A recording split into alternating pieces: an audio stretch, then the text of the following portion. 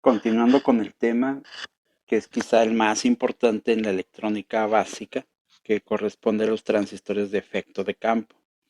No porque sea un tema más complejo, es importante porque la gran mayoría de la electrónica que usamos en nuestra vida diaria está basada en este tipo de transistores. Aunque los primeros transistores que se fabricaron de manera comercial son los bipolares, solamente existen los transistores bipolares NPN y PNP. En cambio, los transistores de efecto de campo, obsérvese, es una familia bastante más amplia. Primero recordar un poco de la historia. En 1925 hubo un físico, un austrohúngaro que se llamaba Julius Edgar Lilienfeld. Él patentó en Canadá un dispositivo. La patente la llamó método y aparato para controlar corriente eléctrica. Solicitó la patente en Canadá en 1925 y el siguiente año en Estados Unidos. Esa patente describía un aparato equivalente a los triodos de ese momento. Recordarán que los triodos están basados en bulbos al vacío y son aparatos para controlar el flujo de carga eléctrica a través de campos eléctricos. Lilienfeld lo que patentó fue la descripción de un aparato para hacer exactamente lo mismo, para controlar el flujo de cargas eléctricas, pero ya no a través de un bulbo al vacío, sino a través de un material conductor o semiconductor, pudiera controlarse el flujo de cargas eléctricas a través de un campo eléctrico. Ese efecto que él predijo, pues se conoce como efecto de campo, un campo eléctrico controlando el flujo. La idea de Lilienfeld fue tener un material que fuera de estado sólido, esto es un material no vacío, como en el caso de los bulbos, de los triodos en ese caso específico, que pudieran portar corriente eléctrica. Y luego a través de un campo eléctrico, a través de un campo colocado en los costados de ese conductor o de ese material en particular, poder controlar cuánta cantidad, cuánta corriente ingresaba y salía, lo atravesaba. Y con la idea de servir como interruptor o como amplificador, si controlamos esa cantidad de flujo. Entonces fue una idea simple en concepción para el momento en el que se encontraba, pero de difícil realización. La familia de transistores de efecto de campo, pues se divide en dos grandes grupos, los que se conocen como de puerta de unión y los que se conocen como de puerta aislada. Recordaremos que los transistores no son más que llaves de paso. Los transistores de efecto de campo se parecen aún más a una llave reguladora. Una de las terminales se conoce como fuente. Otra de las terminales se conoce como drenaje.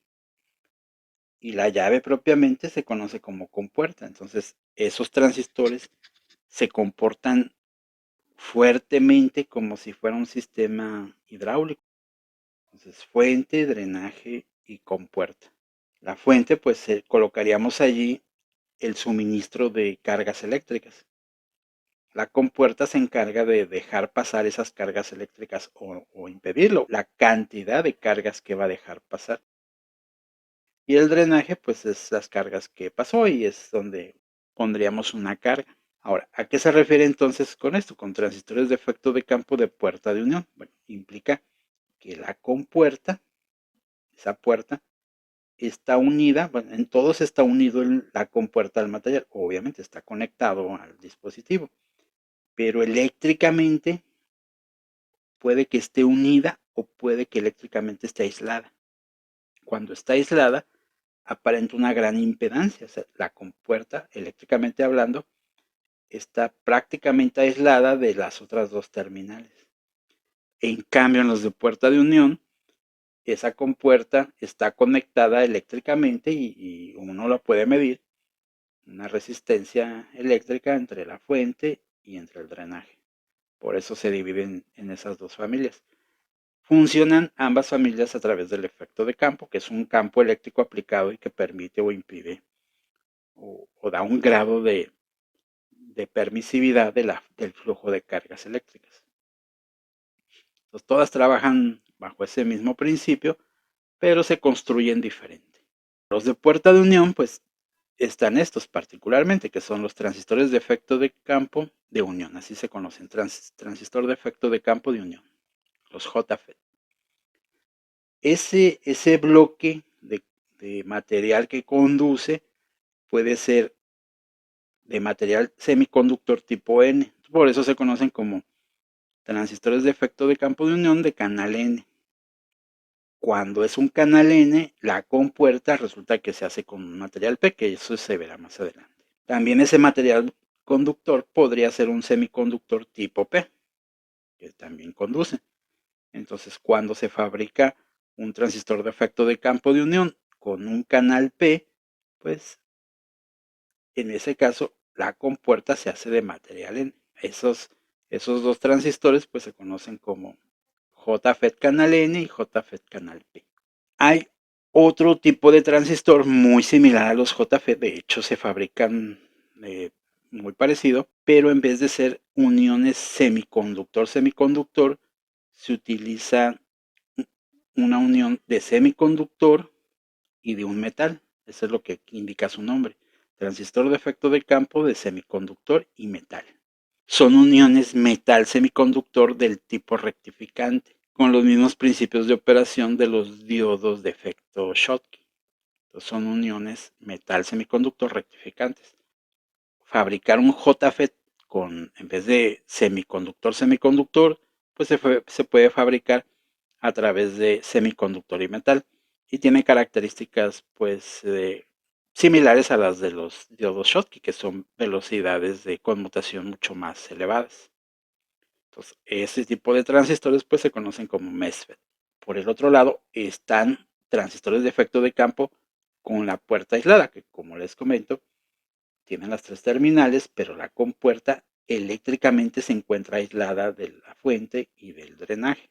Es muy parecido a lo que ocurre en un capacitor. Si nosotros medimos con un ohmómetro un capacitor, encontraremos que presenta una impedancia infinita, porque es un circuito abierto, y de hecho es así.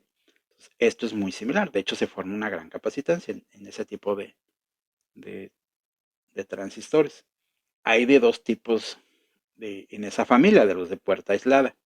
Están los de enriquecimiento y están los de empobrecimiento. Y dentro de los de enriquecimiento, pues hay los de canal N y los de canal P, al igual que en los JFET. Y en los de empobrecimiento también hay los de canal N y los de canal P.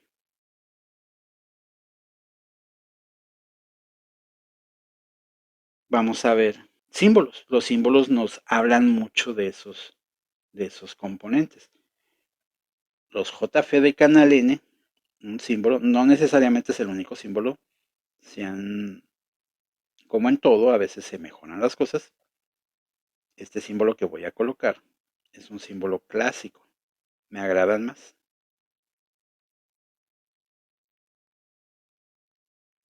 Tiene tres terminales.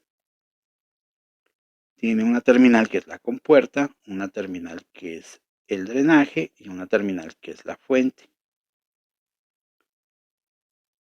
Los de canal P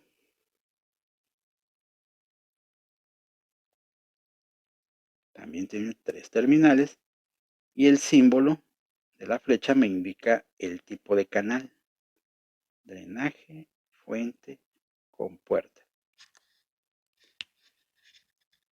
El canal propiamente del que se refiere en todos ellos es esta parte, la parte donde va a fluir la corriente.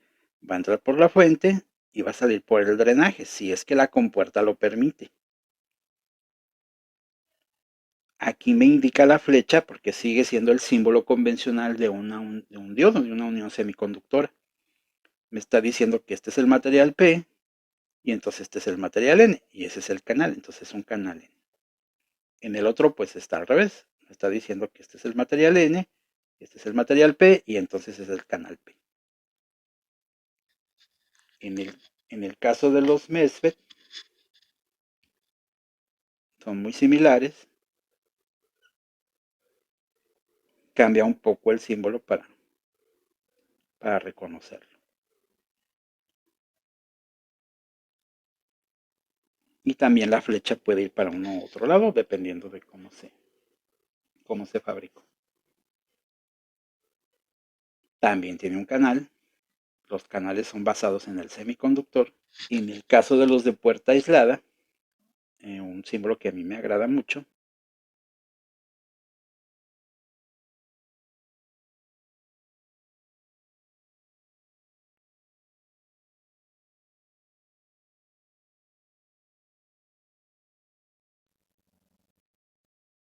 así está. El drenaje, la fuente y la compuerta.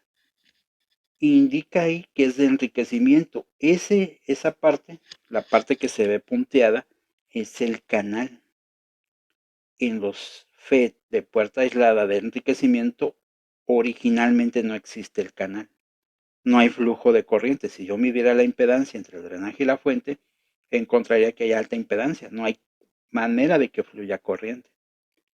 Lo que se hace es aplicar voltaje entre la compuerta y otra de las terminales para que se cree el canal. Por eso se llama de enriquecimiento. Es necesario crear canal. También se les conoce como de acrecentamiento o de ensanchamiento. Entonces son canales que realmente no existen, no están formados. Al aplicar voltaje creamos un canal. Y podemos crear entre más voltaje mucho canal o poco canal. Pero el símbolo originalmente pues es este, indicando que no tiene canal y es necesario crearlo. Entonces por eso se llaman de enriquecimiento. En el caso de los de canal P, pues el símbolo es prácticamente el mismo, muy parecido. Drenaje, fuente con puerta. Y la flecha va al revés, indicando que es el otro material. Vean, aquí está, sigue siendo el símbolo convencional de un diodo, direcciones convencionales. Entonces el material P está de este lado, el material N está por acá. El canal sería un canal tipo P. Y también es de enriquecimiento, no tiene canal cuando no está siendo polarizado. Cuando le apliquemos voltaje, creamos ese canal. Por eso se llama de enriquecimiento, acrecentamiento o ensanchamiento. En el caso de los de empobrecimiento, tienen otros nombres como transistor de deflexión, transistor de agotamiento o transistor de estrangulamiento. Todos indicando que es necesario quitar el canal a través de ese voltaje de control. También drenaje, fuente, con puerta,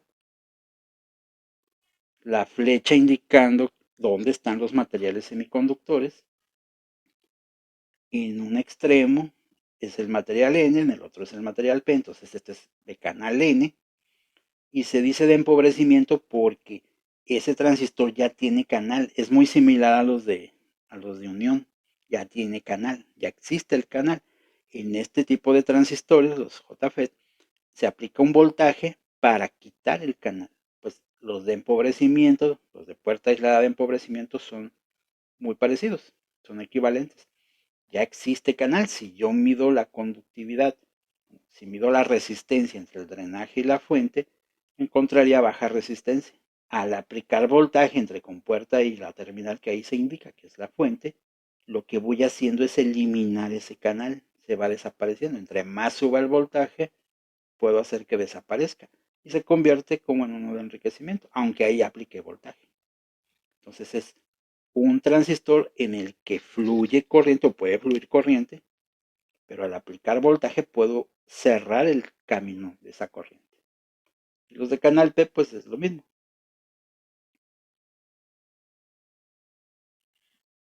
Pero el canal en el que fluye la corriente pues es del otro tipo. Entonces la flecha va en sentido contrario. Y lo mismo. Es necesario aplicar un voltaje entre compuerta y fuente para ir quitando ese canal y que deje de conducir ese transistor. Entonces solo son llaves. Es un elemento extremadamente similar a una llave de paso. Quizá muchos de ustedes los han escuchado. El nombre en inglés, las siglas en inglés son IGFET, transistor de efecto de campo de puerta aislada. Pero antiguamente, y todavía para muchos, los seguimos conociendo como MOSFET. El nombre era porque es la manera en que se construían un transistor de efecto de campo de semiconductor, de óxido y de metal. El óxido servía como un aislante, el metal como un conductor para la compuerta y el semiconductor propiamente. Sin embargo, en los procesos actuales de fabricación, pues ya no se utiliza un metal. Se dopa mucho un semiconductor, se comporta como un muy buen conductor, o sea, hace las veces de un metal. Por eso el nombre, pues es antiguo. El nombre actualmente adecuado o genérico sería de puerta aislada. Entonces la familia es bastante más amplia. Inclusive, inclusive, existe una familia nueva porque hay componentes que cuando hacen uso de los dos tipos de transistores, me cuenta, estos así, juntos en un solo empaquetado, en un solo circuito, hacen lo que se conoce antiguamente con el nombre de CMOS, todavía le seguimos llamando, que es un transistor de semiconductor, óxido y metal complementario. O sea, trae internamente un transistor de enriquecimiento canal N y de enriquecimiento canal P, o también de empobrecimiento canal N o de empobrecimiento canal P, o inclusive combinaciones. Algunas cosas son muy útiles. Entonces, todo ese tipo de combinaciones, pues conoce como un MOSFET complementario. Es el nombre original antiguo. Se utilizan en mucha parte de la electrónica. La electrónica digital hace uso de los transistores de efecto de campo de puerta aislada. Tienen grandes ventajas. Una de ellas es exactamente este aislamiento. Es muy útil. No consume corrientes de quien lo está controlando. O consume muy pocas porque a veces es necesario conectar ahí algunos elementos que van a consumir, pero es muy poca. No se compara a los transistores bipolares que consumen más energía de la señal que va a controlar el flujo. También los transistores de efecto de campo, toda esta familia, a diferencia de los bipolares, aquellos se llaman bipolares porque internamente manejan cargas eléctricas negativas y el equivalente a las cargas eléctricas positivas, que le llamamos huecos. En cambio, los transistores de efecto de campo también se conocen como transistores unipolares, porque en su canal, si es canal N, manejan o fluyen únicamente electrones, y si es canal P, pues fluyen únicamente huecos. Entonces, todos ellos hacen eso de esa misma manera, es un solo canal de un tipo de material, y entonces trabajan o electrones o huecos, y por eso se conocen como unipolares. Bueno, hasta aquí este video.